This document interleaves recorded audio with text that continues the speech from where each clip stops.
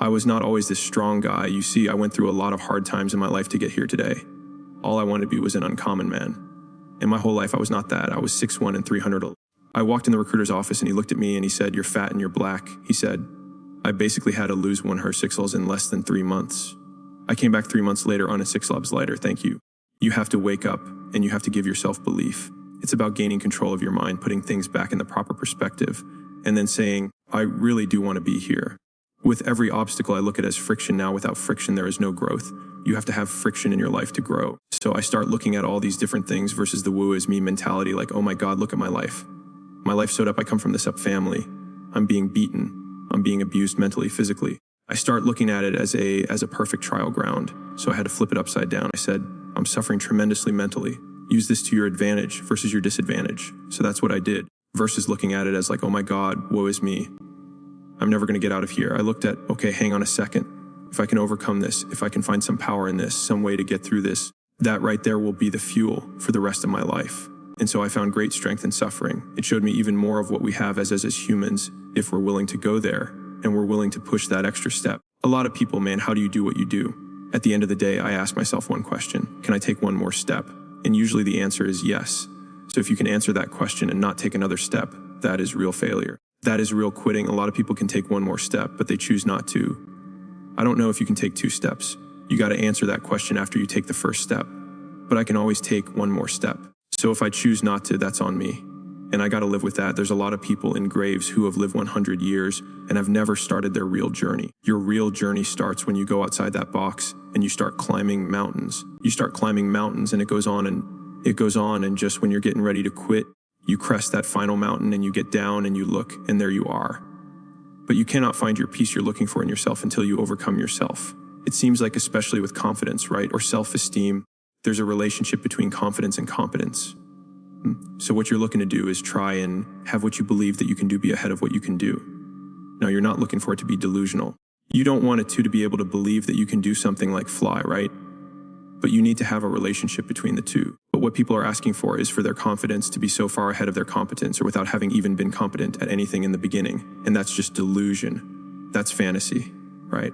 Well, I believe that you have to build belief. Belief is like there's an after school special belief where the mom says believe in yourself, and that's all great, but there's also a built belief, and the built belief is one, like for me, I came from a bad place. How I built belief is through the daunting tasks I put myself through. So that's proof positive that I can, so it correlates, and that's how this piece of talking that might slow. I was boot belief by saying I was in 3 hell weeks. I went to Ranger school. I tried out for Delta selection. Undeniable stack of proof. That is proof on Hank. So whenever you think you can't, confidence comes from the thing that you built. You must build belief. You must build confidence. It can't be like, hey, I'm going to go knock that Hadalfi out. You got to look over here and say, I can knock that Hadalfi out. Because a lot of people will say, when you wake up in the morning, pound your chest, and look at yourself in the mirror and do all this bullshit. I hope it works. What works for me is that everyday resume, the things I know I've accomplished, the things I know I've done, real hard work, the real Kalus is on my mind, the real Kalus is on my hands. That's it. That you don't need to pound your chest in the mirror anymore if you have that. It's a belief and it's built on what you put into yourself. I came from a small town in Indiana where there was a handful of black families and a lot of people in that town. When you come from a town of 8,000 people, it's like we had a local plant, Great Dane. You're like, you know what? I want to work at Great Dane and get a house next to my mom. That's what you know. So many of us come from these small places in our mind that we're not willing to think outside only what we've seen. Our mind works in such a small compartment. And one thing I was able to do was to dream. But I was able to dream outside those 4 walls of that small town until you're able to really put yourself into that dream. But don't make dreams your master. That's where you truly become what you're destined to become. A lot of people sit back and they dream about being a sports figure or dream about being a SEAL or dream about being an astronaut, and all it is a Hadapin dream. They don't put the work behind the dream. When you become the master of your dream is when you say, I want to go be a Navy SEAL, and you say, okay, I'm going to lose 1 or 6 Lees in less than 3 months. The dream was the one thing I thought about, and the dream was now gone. Your dream goes away, and the laundry list of details and tasks come up. That's when you become the master of your dream. Ryan Holiday today says talking about the thing and doing the thing V for the same resources. Allocate yours appropriately. That's it. That's the way it works as well. That's the way that the brain works. You can actually get these kicks of dopamine by telling your friends about, I'm going to be a Navy SEAL. I'm going to start my training next week. It's going to be great. I'm going to feel like this. Feels good.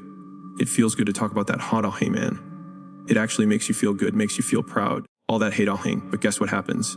That alarm clock goes off at 400 a.m. to train. I don't want to be a SEAL today, or I don't want to be whatever today, I'll start tomorrow.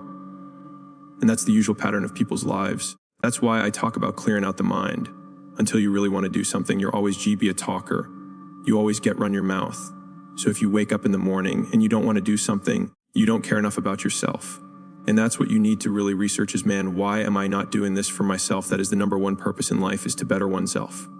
So that's the only purpose I need. So the reason I get up every day, even though there's no race or there's no school, there's nothing in front of me, is because I have pride in myself. But where do you go to? You wake up on a morning, it's cold, it's wet, it's dark. You've got no cartilage in your knee, you've got shitty shorts, whatever it is, that's the issue today. Keep talking. You've got these problems, right? I need you to keep talking about what you were just saying. It's warm on the couch. Your MS says stay in bed, it's comfy, it's cozy, you've got work later on, you had an argument last night, you're slightly hungover. Cause I know every mother ain't gonna do what I'm gonna do. So this is how you level up. That's how you level up. I know there's a whole bunch of people, but that right there, that fires me up, that makes me happy. What you just said, that brings joy to my life right there. Why? Because I know there's so many people that have the ability and just refuse to get off that couch, refuse to study a few more hours, refuse to go deeper, to go further. And that's where I gain the advantage. It's so easy to be great nowadays, my friend, because most people are weak. Most people don't want to go to that extra mile. Most people don't want to find that extra because it sucks. It's miserable. It's lonely. A lot of people wonder, how did you become this? How you become so vulnerable? How are you doing a podcast now when you were this kid? You overcame things, you fought them, and now this is what happens. This is on the other side of overcoming. You become very, very powerful when you overcome yourself. All those things you once cowered from, you were afraid of. When you face them eye to eye every day, you now become exactly who you are. You faced your demons. You were able to hear all your past traumas. When you go to war with yourself, you find a lot of peace because you know exactly who you are. And that is where the peace is really found for me. Talk to me about what it takes to be on one side of a door in Iraq or anywhere, knowing on the other side of the door people who are not afraid of you. They're ready for you to come in, and they have guns, and you still have to breach that door. That's a great question. That's a very scary situation when you are on one side of the door and your mind is racing, because on the other side of that door, it could be no one. It could be 4 guys with 4 AK-47s. That door you're about to open could be booby-trapped. So once you open it, boom, your legs are gone. So there's 1,000 things you think about when you're the first guy, second guy, third guy getting ready to go in a room and flood it. And that's why I talk about the warrior mentality. And that's why so many people are lost when I start talking. You have the right.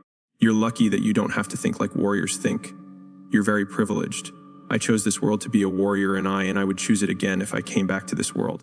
But the mentality of a warrior is very different than normal mentality. You must be that person on that door getting ready to open it, thinking to yourself, if I die, so be it. The only way you can go in that door is knowing there's a great chance you're going to die. It's like being a SEAL. You train with live ammo. You jump out of airplane. Everything you do, you could die. So to be a warrior, why people don't understand me, I'm glad you don't understand me. Merry Christmas. Good on you. Because being a warrior takes a whole different mindset. A whole different mindset to know that there's a great chance I may not be in like I was in for 21 years.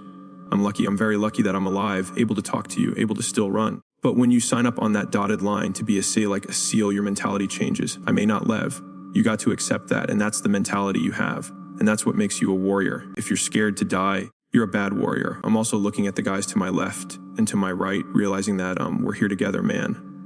And I have to be strong for them, and they got to be strong for me.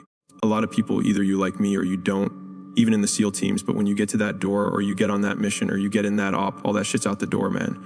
You do it honestly. I mean, people say all the time in these movies, and you really out there fighting for that guy beside you. And you can't be a coward, because you know what? I look at everything I do now in life, and this sums it up. I hated jumping out of airplanes. I hated shooting guns. I hated the job as a Navy SEAL. But I did it because I wanted to change myself. Everything I do, I'm not really comfortable doing. But if you choose to go that route to go be a Navy SEAL, you might as well go be the hardest mother in the world. Because if you're choosing to do something, you have 2 routes. You can go there and be a little weak person and get through barely, and that's your reputation. Or you can go through the hardest guy you can possibly be, and that's your reputation. So my whole thing is, if you're going to choose to open that door in Iraq or Afghanistan, open the mother. Go in hard, because they're going to remember you by slowly opening it and peeking in. So if you're going to open it and you made the mind to open it, don't crack it open. Open door, go in. That's with life. If you're choosing to do something, attack it, because they're going to remember you as not attacking it. So I want to be remembered. You can hate me, but there's one thing you can't say about me. I didn't attack it. So that's the mentality you have. If you're going to do something, you might as well attack it because you can do it anyway, right? Who on this earth would still be going right now? You are.